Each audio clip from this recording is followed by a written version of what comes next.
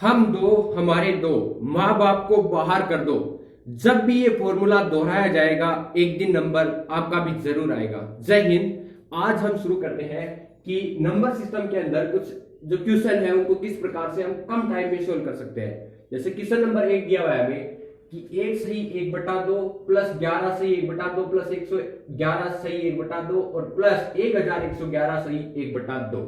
तो question number 1 को हम सॉल्व करते हैं। क्वेश्चन नंबर 1, इसमें देखो सबसे पहले 1 से 1/2 दे रखा है, इसको हमें ये लिखना है 1 इंटीजर 1/2, बीच में लगा देना प्लस, क्योंकि जब हम इसको सोल्व करेंगे तो यही आएगा, इसको सोल्व करेंगे तो वापस वही आना है। फिर प्लस इसको भी हम लिख देंगे 11 प्लस 1/2 प्लस इसको लिख देंगे हम 111 और प्लस 1/2 और प्लस में 1111 और प्लस 1/2। अब 1/2 है, इसको हम बाहर निकाल सकते हैं और वरना तो देखो 1/2 है, ये बाहर निकलेगा तो यहाँ 1 बनेगा, यहाँ भी 1 बनेगा, यहाँ भी 1 बनेगा, यहाँ भी 1 बनेगा, तो ये 4 टाइम हो जाएगा, यानी ये आ जाएगा 1/2 इस प्रकार से। फिर बन जाएगा ये 1 प्लस 11 फिर प्लस 111 और प्लस 1111 और प्लस में ये देखो 1 2 3 4, इनकी जगह 4 बन जाएगा, एक एक बचेगा सबकी जगह, तो ये ऐड होकर 4 बन जाएगा। अब आगे है 1/2 फिर प्लस, इन सब का योग करते हैं हम। ये देखो इसमें इकाई का अंक 1 है, इसमें 1 है, इसमें 1 है, 1 है, तो ये बन जाएगा 2 और इसमें देखो 1 2 और ये 3, तो ये 3 बन जाएगा, फिर ये 1 और ये 2 2 बन जाएगा और फिर ये 1 है तो 1 ही, और प्लस ये 4 और जुड़ेगा तो यहाँ इकाई का अंक इसमें बन जाएगा ये 6 और इसे काट डालेंगे। 6 दूनी 12, पहले 6 बार जाएगा, फिर 2 1 कम 2, फिर 1 बचेगा 16 और 8 बार, तो इसका आंसर हो जाएगा 618। आई होप आप समझ गए होंगे। फिर अगला क्वेश्चन है, इसमें दे रखा है if 4 raised to power a is equal to 5, 5b raised to power 6, sorry b is equal to 6, 6 raised to power 7 is equal to ये 6 raised to power c is equal to 7 and 7 raised to power d is equal to 8. So find the value of a b c d, यानी हमें a b c d के मान ज्ञात करने हैं। ये दे रखे है, ये डेटा दिया हुआ है और हमें a b c d के मान निकालने हैं, यानी गुणा के अंदर मल्टीपल में एबीसीडी का गुणनफल क्या आएगा। तो इसमें कुछ नहीं करना है, सबसे पहले हम ये वैल्यू उठाएंगे। 8 इज इक्वल टू दे रखा है हमें 7 पावर रेज़ टू 8, ये डी दे रखा है। अब हमें कुछ नहीं करना, 7 की जगह जो दे रखा है वो रखना है। तो 7 की जगह क्या दे रखा है, देखो 7 की जगह दे रखा है 6 की पावर सी, वो रख देना यहाँ पर 6 की पावर ये सी और ये पूरे की पावर डी। अब मान देखो पावर पर जब पावर होती है तो आपस में गुणा होती है, यानी घात पर घात होती है तो आपस में गुणा होती है। तो कुछ नहीं करना, ये 6 लिखना है और पावर सी डी हो जाएगी, फिर बराबर। अब 6 का मान देखो, 6 का मान दिया हुआ है हमें 5 की पावर बी, क्या दे रखा है 5 की पावर बी दे रखी है, तो हम 6 की जगह रख देंगे 5 की पावर ये बी और फिर पूरे की पावर सी और डी, फिर बराबर। अब 5 की, अब देखो फिर पावर पे पावर है तो गुणा हो जाएगी, ये 5 की पावर ये बन जाएगी बी सी और ये डी। फिर हम क्या करेंगे, 5 का मान रखेंगे, 5 का मान हमें दे रखा है यहाँ पर 4 की पावर ए, तो रख देंगे हम 4 की पावर ए और फिर पूरे की पावर बी सी और डी। अब कुछ नहीं करना है, पावर पे फिर पावर है तो गुणा हो जाएगी, तो यह आ जाएगा 8 is equal to 4 A B C D, यानी 4 की power A B C D 8 के बराबर। तो ये चल ही रहा था सारा ये सिस्टम। अब 8 बराबर 4 की पावर एबीसीडी दे रखा है, तो हम 8 को क्या लिख सकते हैं, देखो 8 को लिख सकते हैं हम 2 गुणा 2 गुणा 2, यानी 2 की पावर 3। वैसे ही इस 4 की जो 4 है इसको भी मैं लिख सकता हूं 2 की पावर 2, 2 की पावर 2 का मान 4 होता है और पूरे की power A B C D है ये।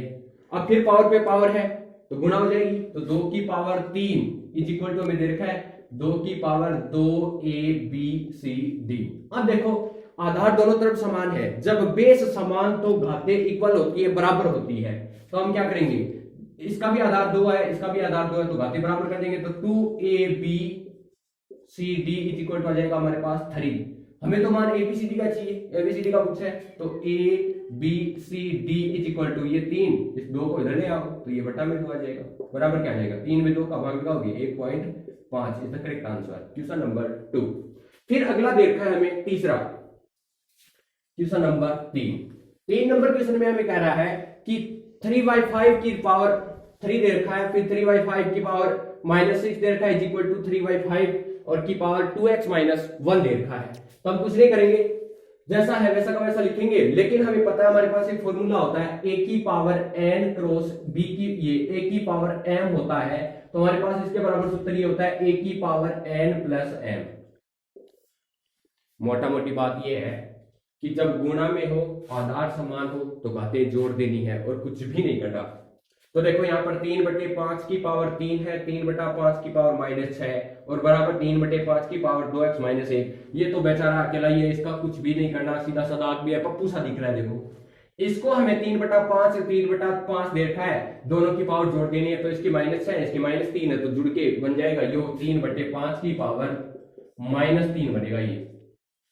फिर बराबर दे रखा है हमें 3/5 और की पावर 2x माइनस 1। अब आधार समान हो और बराबर में हो तो घातें बराबर होती है, यही अपना इसमें था, यही इसमें करना है।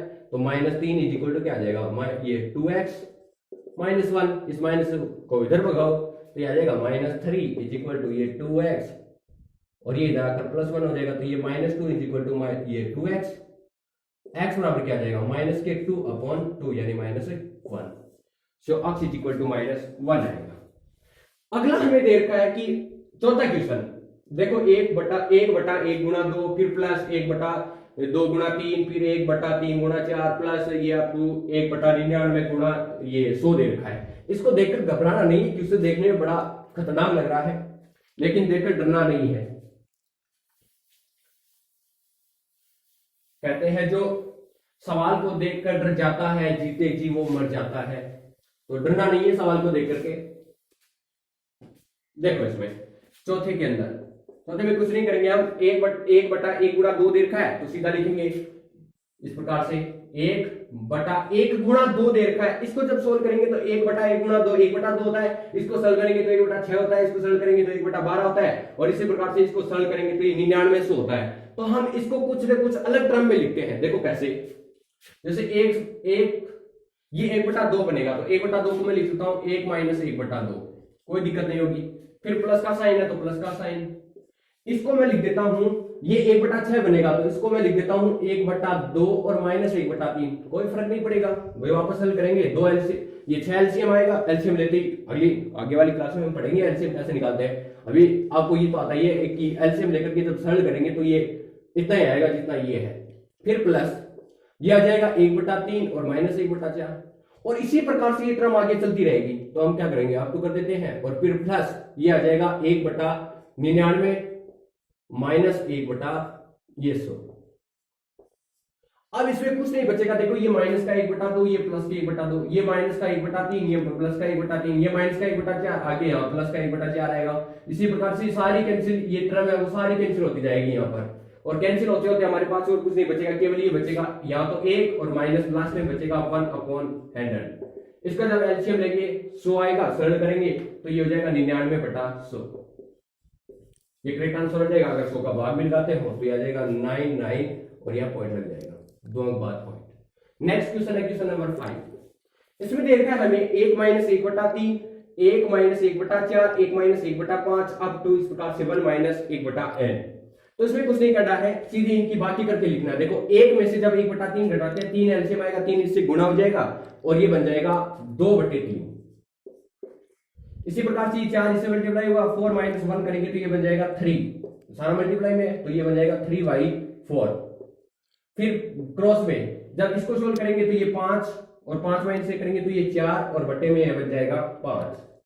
अब तो इसी प्रकार से चलता रहेगा आगे। अब देखो इसमें ये जब इसको इससे गुणा करेंगे तो ये n और -1, n - 1 और बटा में ये n बनेगा।